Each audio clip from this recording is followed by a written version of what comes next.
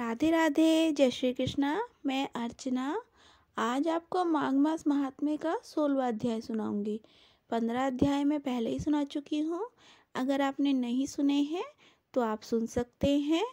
अगर आपको मेरी कथा अच्छी लगती है तो आप लाइक करिए, मेरे चैनल को सब्सक्राइब करिए, बेल आइकन प्रेस करिए ताकि आने वाली नोटिफिकेशन आपको मिलती रहे। मैं रोज़ एक अध्याय आपको सुनाऊंगी। माघ मास महात्म्य के 28 अध्याय होते हैं, तो मैं रोज एक आपको सुनाऊंगी। इस प्रकार आप 28 के 28 अध्याय सुनेंगे। हिंदू धर्म में माघ मास महात्म्य को बहुत ही महत्वपूर्ण माना जाता है। ये बहुत ही पवित्र महीना माना गया है। इसमें स्नान, दान, कथा इसका बहुत महत्वपूर्ण हिस्सा माना जाता है हिंदू धर्म में। इसको तो हमें ज़रूर करना चाहिए। अगर हम सूर्योदय से पहले स्नान भी नहीं कर सकते हैं तो कथा ज़रूर सुननी चाहिए, और जिस समय भी आपको समय मिले आप तब सुन सकते हैं, लेकिन सुननी चाहिए। और कथा सुने तो पूरी सुननी चाहिए, उसका ही हमें फल मिलता है। तो 16वें अध्याय में काचन मालिनी अप्सरा थी जिसने एक राक्षस का उद्धार किया, तो उसके बारे में बताया गया है। तो हम 16वां अध्याय शुरू करेंगे। सारे संसार के कर्ता भगवान विष्णु देवी सरस्वती जी के चरणों में प्रणाम करते हुए हम 16वां अध्याय शुरू करते हैं। कार्तवीर्य कहने लगा कि हे भगवान, वह राक्षस कौन था और काचन मालिनी कौन थी? उसने अपना धर्म कैसे दिया और उनका साथ कैसे हुआ? हे ऋषि अत्रि की संतानों के सूर्य, ये कथा सुनाकर मेरा कौतूहल दूर कीजिए। दत्तात्रेय जी कहने लगे कि हे राजन, इस पुरातन विचित्र इतिहास को सुनो। काचन मालिनी नाम की एक सुंदर अप्सरा जो माघ मास में प्रयाग में स्नान करके कैलाश पर जा रही थी, तब उसको मार्ग में जाते हुए हिमालय के कुब्ज से एक घोर राक्षस ने देखा। उस सोने जैसी तेज वाली, सुंदर कटी वाली और पीन प्योधर वाली सुंदर अप्सरा को देखकर उस राक्षस ने कहा, हे सुंदरी, तुम कौन हो और कहाँ से आ रही हो? तुम्हारे वस्त्र और वेणी भीगी हुई क्यों हैं?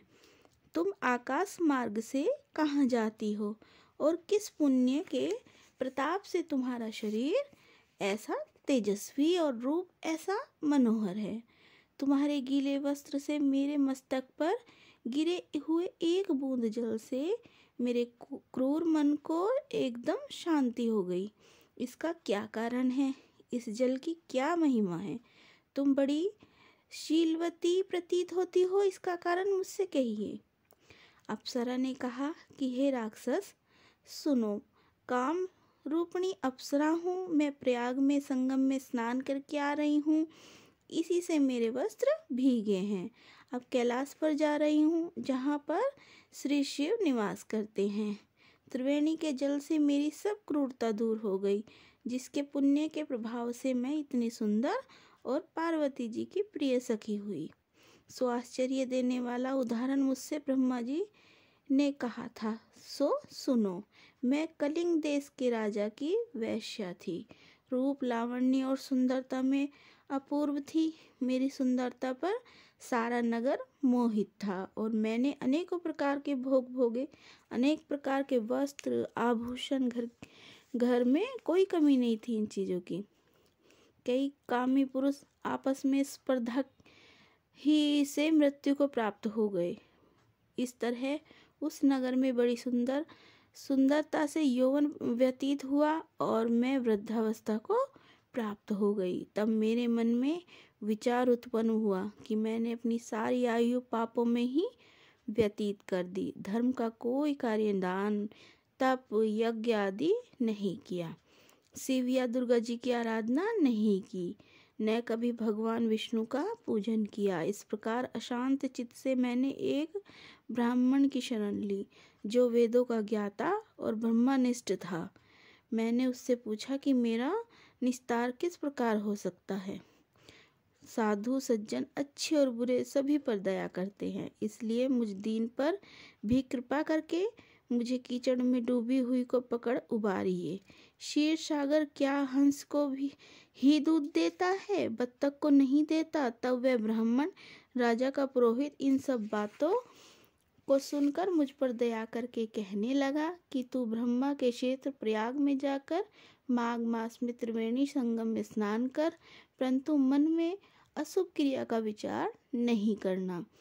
पापों के नाश के लिए महर्षियों ने तीर्थ स्थान से अधिक और कोई प्रायश्चित नहीं बतलाया।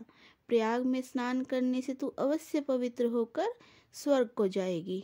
हे भामिनी, पुराने समय में गौतम ऋषि की स्त्री को देखकर इंद्र ने काम के वशीभूत होकर कपट वेश से उससे भोग किया, इसलिए ऋषि द्वारा श्राप दिया गया और उनका शरीर अत्यंत लज्जायुक्त हजारों भागों वाला हो गया। तब इंद्र नीचा मुंह करके अपने पाप कर्म की बुराई करने लगा। मेरु पर्वत के शिखर पर स्वच्छ जल वाले सरोवर पर एक स्वर्ण कमल से भरे हुए कोटरे में घुस गया और अपने पाप को धिक्कारता हुआ कामदेव की बुराई करने लगा कि यह सब पापों का मूल है। इसके ही वशीभूत होकर मनुष्य नरक में जाते हैं और अपनी धर्म कीर्ति यश और धैर्य का नाश करते हैं। इंद्र ऐसा सोच रहा था, सो इंद्र के बिना सारा देवलोक शोभाहीन हो गया। तब देवता गंधर्व किन्नर लोकपाल इंद्राणी के सहित बृहस्पति जी से जाकर पूछने लगे कि महाराज, इंद्र के न रहने से स्वर्ग ऐसा शोभाहीन हो गया जैसे सतपुत्र के बिना ज्येष्ठ कुल, इसलिए स्वर्ग की शोभा के लिए कोई क्रिया सोचिए, इस विषय में देर नहीं करनी चाहिए। तब बृहस्पति जी कहने लगे कि इंद्र के बिना सोचे विचारे कर्म किया है उसका फल भोग रहा है, सो वह कहाँ है, मैं यह सब जानता हूँ। फिर गुरुजी ने सबको साथ लेकर स्वर्ण कमलों से युक्त बड़े सरोवर में इंद्र को देखा, जिसका मुख मलिन और आंखें बंद थी। तब इंद्र ने बृहस्पति जी के चरणों को पकड़कर कहा कि इस पाप से उद्धार करके आप मेरी रक्षा कीजिए। तब बृहस्पति जी ने इंद्र से कहा कि प्रयाग में स्नान करने से ही तुम पाप मुक्त हो जाओगे।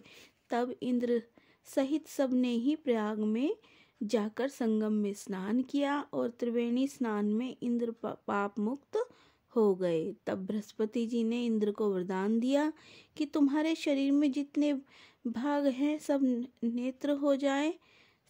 तब इंद्र ब्राह्मण के वर में हजारों नेत्र से ऐसा सुशोभित हुआ जैसे मानसरोवर में कमल शोभायमान होता है। इस प्रकार हमने 16 अध्याय सुने हैं। ये 16वां अध्याय था। कल मैं आपको 17वां अध्याय सुनाऊंगी। इस प्रकार रोज एक अध्याय आप सुनिएगा, इससे हमें पुण्य मिलता है। और कथा पूरी सुने, जब भी सुने कथा पूर्ण सुने। तो कल मिलते हैं। धन्यवाद।